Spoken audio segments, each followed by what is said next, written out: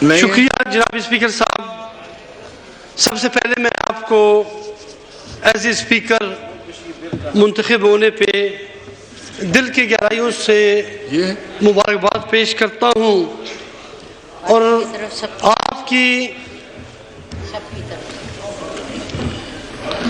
کی توجہ ایک ایسے ایشو پہ دلوانا چاہتا ہوں. 16 تاریخ کو ایک دلخراش واقعہ ڈسٹرکٹ چاغی میں پیش آیا. فورسز نے نہتے مظلوم بلوچوں پہ فائرنگ کر کے امید بلوچ سمیت 6 افراد کو شہید کیا اور اس میں بہت سے لوگ زخمی بھی ہوئے.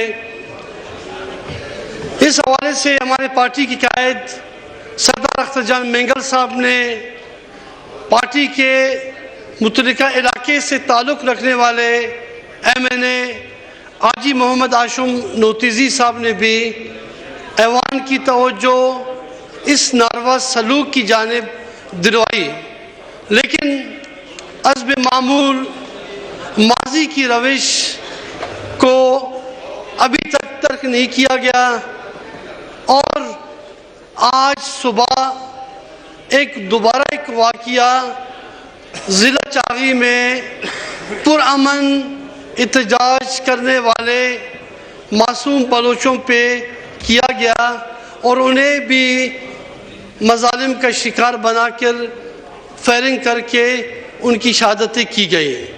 جناب اسپیکر صاحب، 1947 سے آج تک اس ملک میں اگر سب سے سستا چیز وہ ہے بلوچوں کا خون.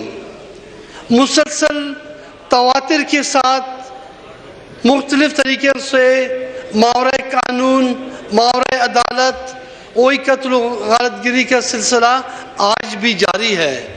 جناب اسپیکر صاحب، ہم پولیٹیکل لوگ ہیں، قومی جماعت ہے. بلوچستان نیشنل پارٹی کے سامنے سب سے جو بڑی عزیز چیز ہے وہ بلوچستان کے بلوچستانی عوام ہے.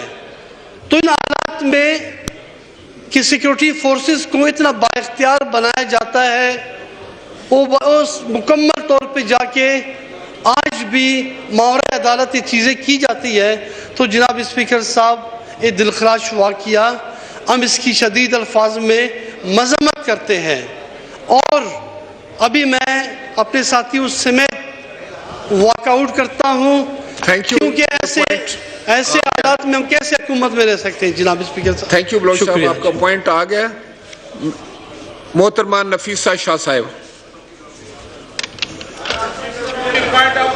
بات کرنے دیں جناب اسپیکر. جی، اس کے بعد سب کو کرائیں.